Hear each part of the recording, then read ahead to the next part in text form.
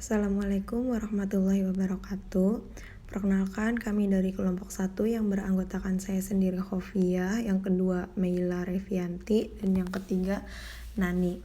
Di sini kami akan menjelaskan secara rinci tentang prinsip relevansi dan contoh implementasinya dalam pembelajaran dan rumusan prinsip relevansi kurikulum di salah satu sekolah. Baik, yang pertama yaitu tentang prinsip relevansi yang akan dijelaskan oleh Tenani. Prinsip-prinsip pengembangan kurikulum. Suatu kurikulum dapat dikembangkan menjadi lebih baik lagi di setiap waktunya, tentu saja dengan tujuan memperbaiki kurikulum yang sudah ada. Maka dari itu, pengembangan suatu kurikulum harus memperhatikan prinsip-prinsip pengembangan kurikulum yang berlaku. Salah satu prinsip dalam mengembangkan kurikulum adalah prinsip relevansi. Relevansi sendiri secara istilah memiliki arti hubungan atau keterkaitan. Prinsip relevansi dalam kurikulum terbagi menjadi dua, yaitu relevansi internal dan relevansi eksternal. Yang pertama, relevansi internal, menekankan bahwa suatu kurikulum itu harus memiliki keterkaitan antar komponennya.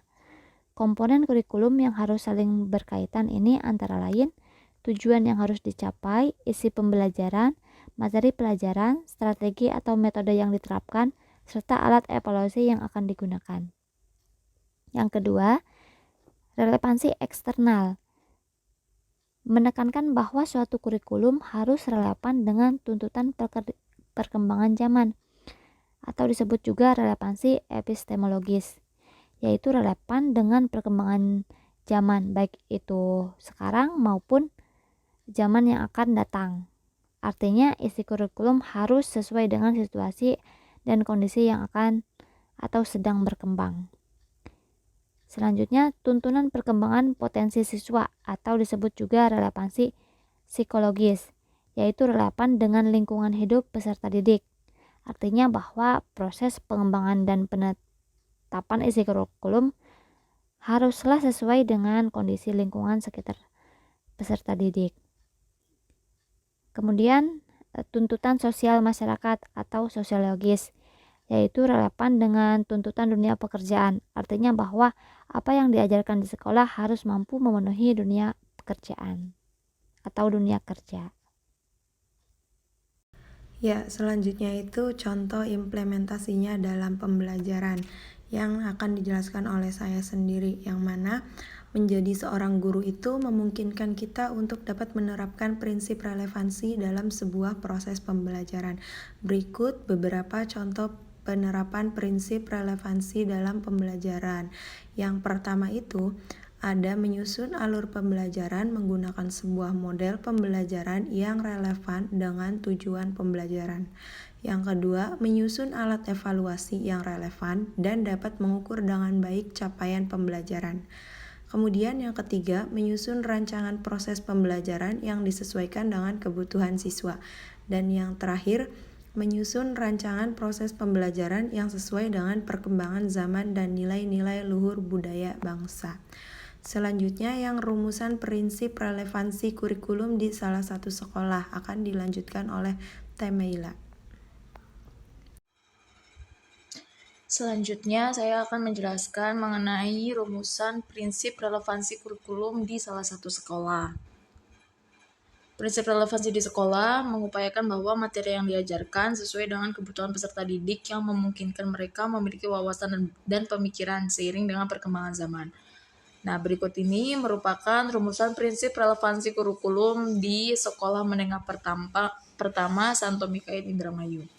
Yang pertama yaitu konteks dan kebutuhan siswa. Jadi kurikulum itu harus mempertimbangkan latar belakang, minat, dan kebutuhan siswa sejalannya dengan perkembangan zaman dan teknologi.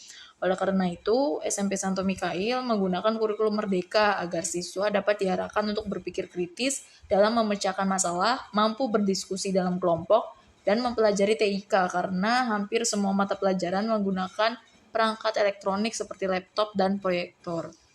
Selanjutnya ada tujuan pembelajaran. Kurikulum Merdeka yang digunakan SMP Santo Mikail sudah terdapat tujuan pembelajaran di setiap mata pelajarannya. Hal tersebut memudahkan guru untuk mengukur ketercapaian siswa dalam proses pembelajaran.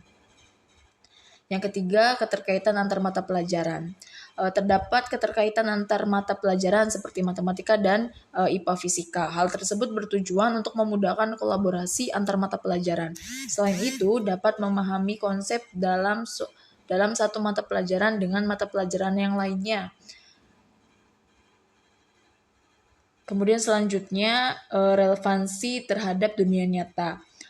Jadi di setiap mata pelajaran yang akan dimulai, guru terlebih dahulu menjelaskan tujuan pembelajaran dan relevansinya pada kehidupan sehari-hari.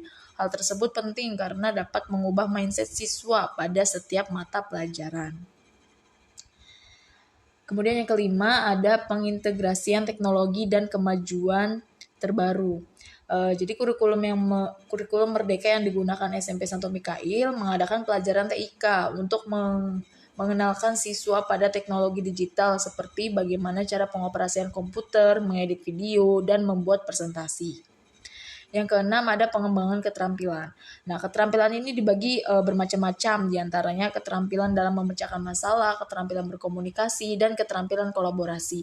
Selain materi akademik, tidak dipungkiri bahwa dunia nyata siswa akan menerapkan keterampilan yang mereka miliki dari sekolah. Oleh karena itu, SMP Santo Mikail menggunakan model dan metode pembelajaran yang bervariatif untuk membangkitkan dan mengarahkan siswa agar dapat mengembangkan keterampilan mereka. Yang ketujuh, keterlibatan orang tua dan masyarakat. Tidak dipungkiri bahwa orang tua dan masyarakat ini sangat berpengaruh besar ketika adanya penilaian proyek P5 di kurikulum Merdeka. Seperti contohnya pasar kuliner sederhana. Selanjutnya ada evaluasi yang berorientasi pada tujuan. Evaluasi yang digunakan SMP Santo Mikail adalah ulangan harian, PTS, PAS, praktek, kolaborasi, proyek, presentasi, dan keterampilan sesuai dengan tujuan pembelajaran.